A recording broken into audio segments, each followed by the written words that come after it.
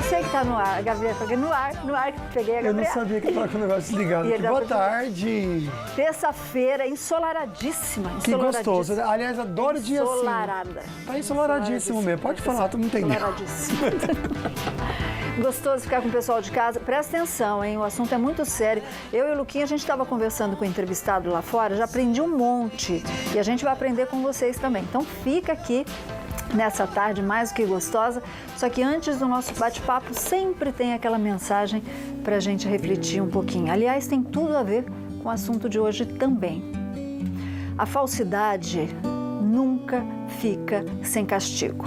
Cedo ou tarde a máscara cai e ela é arrancada, sabe por quem? Pelas mãos de Deus. Não se preocupa não, nada fica impune. Esse é o nosso toque de terça-feira. Zóio Verde, o que tem no programa hoje? Pessoal, no programa de hoje teremos as últimas informações sobre a explosão na Inglaterra e um leão marinho que atacou e puxou criança para dentro da água no Canadá. Participe você aí de casa hoje pela internet ou também pelo telefone ao vivo. Lembrar também que tem prêmios para você, são prêmios mesmo no nosso Face, tá bom? Tem a cesta da Polipet, são vários produtos para o seu bichinho de estimação, então você vai curtir e compartilhar e já concorre. No Instagram, aliás, o nosso perfil é @FalandoNissoBand, tem essa cesta Dr. VIP para você, são vários produtos para você cuidar muito bem da saúde da sua boca. E aqui em mãos eu tenho para você concorrer aí, você de casa, para quem participar ao vivo, isso mesmo, então quem participar aqui ao vivo pode subir o TV. Tá bom? Você vai ligar aqui pra gente, vai fazer a sua pergunta, vai concorrer um par de ingressos para ir no show do Zezé de Camargo e Luciano, aqui em São José dos Campos. Fácil demais, fez sua ligação, a gente vai anotar os nomes no final do programa, nossa produção entra em contato com você, tá? Bora aprender bastante então, dia do seu direito.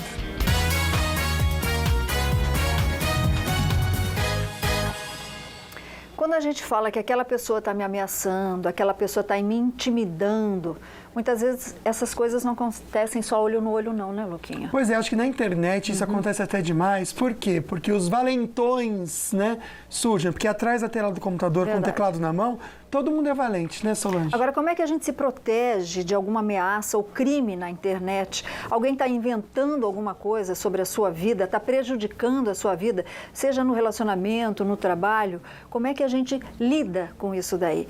Senhas, vazamento de informações. Ele está aqui para tirar as nossas dúvidas. A gente faz tempo que ele não vem. Doutor Luiz Antônio Lourenço, advogado. Ei, doutor, chega junto aí. Corintiano. Tudo bem? É corintiano, né, doutor? Mais do que corintiano. Nem sempre a pessoa pode ser perfeita, né? Tem que ter sempre algum Aliás, o doutor defeitinho. vive postando fotinhos com a camisa do Corinthians. Essa é a melhor qualidade que eu tenho. Ai, meu Deus do céu, doutor, tá sabendo Até mal, porque viu? tá no sangue. Tá no sangue. Ser corintiano tá no sangue. Bom, um beijo para todo mundo que tá aqui, ó. Boa tarde, é um No prazer estar aqui, live. viu? Obrigado, senhor, viu, doutor? Já tem gente com bastante pergunta aqui sobre dúvidas, ameaças, etc e tal, mas a pergunta que a gente sempre se faz, existe alguma legislação referente exatamente, unicamente para crimes virtuais e a penalidade é tão grave quanto os crimes, vamos chamar, físicos? Veja bem, Solange, infelizmente o Brasil, ainda um país de terceiro mundo, não tem uma legislação específica para o crime eletrônico. O que se usa hoje em dia são as bases do direito penal e das leis acessórias para que crimes cometidos, que já temos definidos em lei, por meio eletrônico, obedeçam às mesmas bases, que ainda traz muita confusão, porque não existe uma legislação específica para os crimes comuns. Pois é, se já estão soltando, aí soltaram a Suzane Richthofen, induto do Dia das Mães, se isso daí a gente não consegue entender, quem dirá esses crimes virtuais, né, Luquinha? Pois é, tem uma ligação ao vivo, doutor, o José de Caraguatatuba. Oi, José, boa tarde. Boa tarde. Ô, meu amigo, qual que é a sua dúvida? A minha dúvida é o seguinte, eu queria perguntar para o doutor, quando a pessoa ela é ameaçada injustamente, acusada, tá? Ela já se defendeu e essa pessoa insiste em acusá-la, tá? Inclusive foi constituído advogado para defesa, tudo, e foi constatado, mas a pessoa insiste em acusar Tá, continua cometendo a mesma situação. Você quer saber como pode se defender? É isso, meu querido? Isso. Ok, vamos lá. Solange, eu precisaria de um esclarecimento.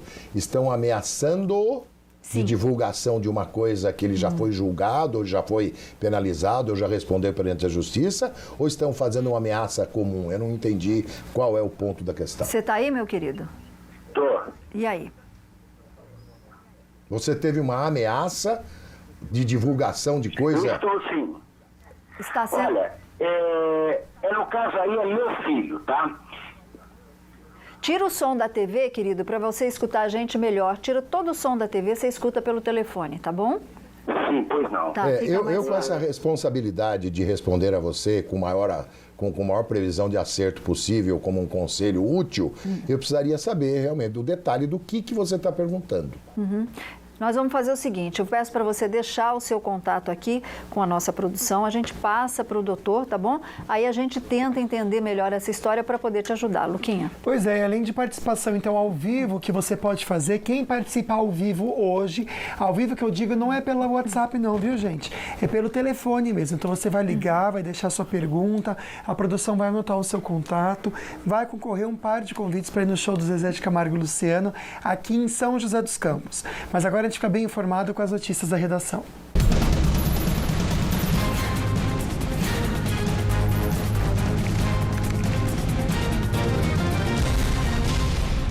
Contra a decisão do ministro Edson Fachin, o procurador-geral da República pediu novamente a prisão do senador Aécio Neves e do deputado federal Rodrigo Rocha Loures, que foi assessor do presidente Temer. Aécio e o deputado estão envolvidos nos escândalos de corrupção da JBS. E quem tem mais informações é a nossa repórter Daniela Lopes, que está direto da redação do Falando Nisso. Boa tarde, Dani. Muito boa tarde, Solange, Lucas e a todos que acompanham o Falando Nisso. Isso mesmo, viu, Solange? Em caso de nova negativa desse pedido de prisão, Janot pede que o caso seja avaliado em plenário para que os 11 ministros da Corte avaliem a possibilidade de prisão dos parlamentares. O procurador Rodrigo Janot pediu que o relator da Lava Jato no Supremo, o ministro Edson Fachin, reconsidere a decisão da semana passada, quando negou a prisão preventiva dos dois acusados. Em caso de nova negativa, Rodrigo Janot pede que o caso seja avaliado pelo plenário do Supremo. Para a Procuradoria, Aécio e Loures têm adotado estratégias de obstrução da Lava Jato. Os dois foram flagrados em gravações de áudio e vídeo tratando de propina com o empresário Joesley Batista, que é o dono da JBS. Aécio negou que tenha cometido qualquer crime e a defesa de Rocha Loures ainda não se manifestou. Num dos flagrantes gravados pela Polícia Federal, como você está vendo aí, Rocha Loures sai de uma pizzaria em São Paulo levando uma mala com R$500 mil de propina. Hoje a Polícia Federal informou que não sabe o paradeiro dessa mala. Bom, eu estava comentando com o doutor Luiz aqui, as imagens não servem para nada, não servem de prova. Coisas de Brasil.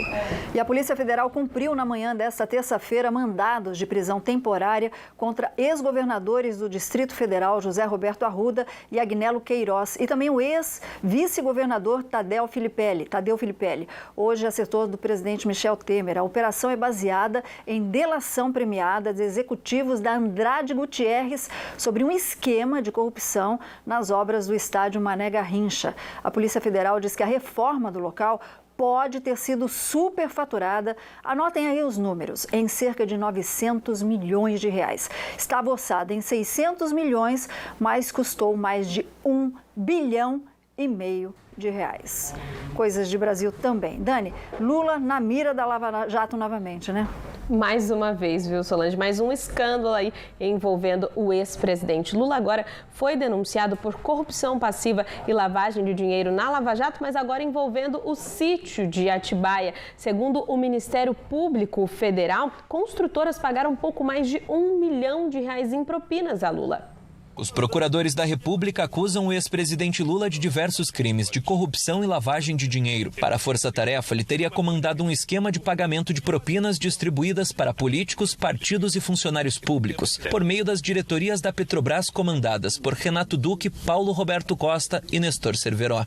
O inquérito apura desvio de R$128 milhões em 4 contratos da Petrobras com a Odebrecht e de R$27 milhões em outros 3, assinados pela estatal com a a OAS. Segundo os investigadores, parte desse valor, R$ 870 mil, foi lavada por meio da reforma, construção de anexos e outras benfeitorias num sítio de Atibaia, no interior de São Paulo.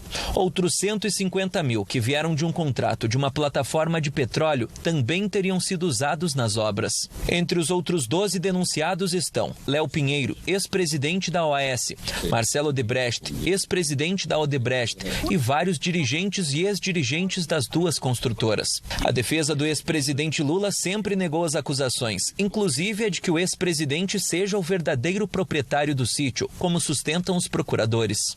É a terceira denúncia contra o ex-presidente aqui em Curitiba. As duas primeiras, a que investiga o caso do triplex do Guarujá, no litoral paulista, e outra sobre um apartamento em São Bernardo do Campo, foram aceitas pelo juiz Sérgio Moro e se transformaram em processos.